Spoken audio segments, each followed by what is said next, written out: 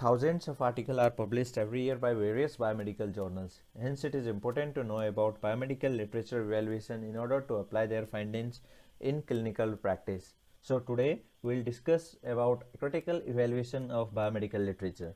Hello everyone, myself Ramesh Bhandari from KLE College of Pharmacy, Belagavi. After completion of this topic, you will be able to understand the term biomedical literature. Also, you will be able to critically evaluate the primary literature. Also, you will be able to apply appropriate study design in your research. First of all, we will see about biomedical literature. So, biomedical literature refers to the literature which was conducted to support our existing knowledge in clinical practice. So next, coming to the next term, that is critical evaluation or appraisal. So critical evaluation or appraisal is the process of reading or evaluating original research papers in a way to judge whether the study results are scientifically sound and can be applied to clinical settings. So we should understand the format of biomedical literature. Usually biomedical literatures are written in IMRAD format, that is IMRAD. So I stands for introductions, where the background details and the research or clinical questions should be written. Next come to the methods, that is M, in which how the study was conducted and details of statistical analysis to be conducted was discussed. Third, that is results. Results will describe the main findings of the study. And finally D, that is discussions. Discussions will be mainly representing the results with light to the current clinical practice. So this is the format. In order to evaluate biomedical literature, we will divide biomedical literature in the following elements. First of all, how do we select the article? That is selection of the article. Next is assessing the research hypothesis or research questions or clinical question of the article. And the third one is assessing the study design of the article. And fourth one, assessment of the validity, that is internal and external validity, then followed by result assessment. And finally, in the sixth elements, we will see assessment of discussion as well as conclusions. So first we will look into the selection of the article. Here you can see we should select those articles which are recently published in the journals.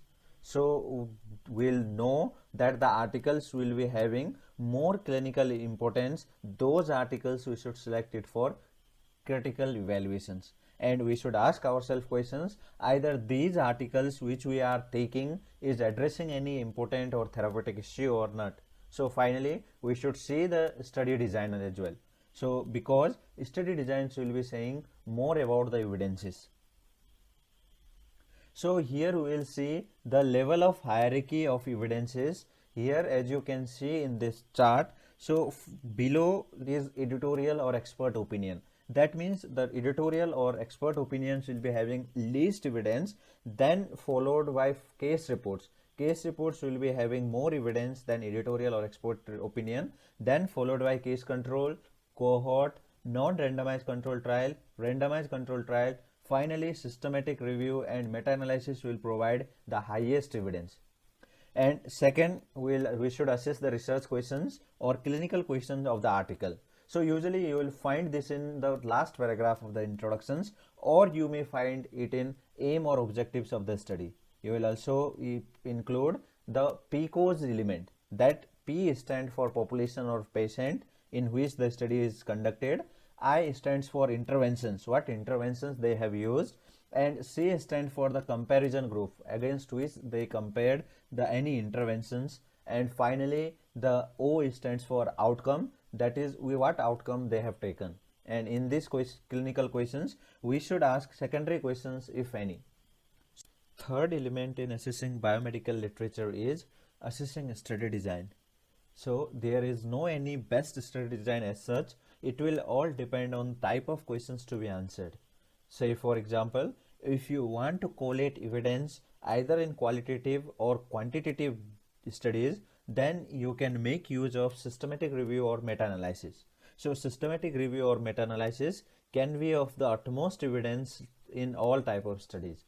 So next, if you want to conduct any risk studies, So risk studies, most of the time the cohort studies is the best study design to be used in order to understand risk studies, followed by case control studies.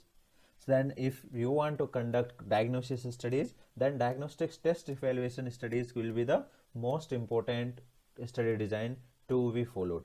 Next, if you want to conduct treatment studies, then randomized control trial will be the best, followed by non-randomized control trial, then finally cohort. And if you want to conduct incidence studies, then cohort will be the only options then one can choose from. Then finally, if one wants to do in prevalence studies, obviously the cross-sectional studies will be the best study design in order to evaluate prevalence. So next is assessment of validity. Validity refers to the ability to measure what one wants to measure. So validity and reliability are the two cornerstones of the scientific methods. Validity and reliability of the study methods are considered what we call it as scientific proof. So there are mainly two components of validity. One is internal validity and another is external validity. So internal validity will assess either methods of the study has measured what they intended to measure, or it refers how much accurate an estimate of effects of the study outcome. So external validity is referring to the generalizability of the results to relevant target populations. So reliability is nothing but ability to measure the result consistently.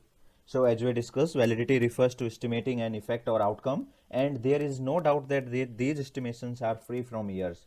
So therefore, two types of error can be found during estimations: the effect of the study or the outcome of the study. So among these two types of error, so first error we'll call it as random error, which is nothing but error by unknown or uncontrollable causes like sampling error or measurement error. So next is systematic error. Commonly we will call it as bias, and it is also known as bias, which is deviation from the true results. So these systematic error can be caused either in the phase of selection bias or in the type performance bias or detection bias, and finally the confounder will also cause the bias. So bias can be prevented by blinding the procedures. That means either blinding the participants or blinding the principal investigator in the study, or sometimes triple blinding, we'll call that as blinding statistician as well. So next is by doing randomization or by including control groups, and later defining variables clearly and defining outcomes clearly will prevent some biases. So generalizability of the results, what we are discussing, external validity. So generalizability of the results depends on inclusion and exclusion criteria. So that means how precisely you will define inclusion and exclusion criteria, the results that can be extrapolated to the rest of the target populations. So fifth one is nothing but result assessment. That means how to assess the results of the biomedical literature. So either the biomedical literature results has been categorized appropriately or not. So next we should evaluate either the results has been presented clearly and in understandable way, or the units of the results which has been described in the biomedical literature, either those unit of analysis is clear or not. So next is either it is clear statistical significance versus clinical significance. Sixth component of biomedical literature evaluation is discussion and conclusion. So this section of the biomedical literature will discuss either the aims of the study has been addressed in this study or not.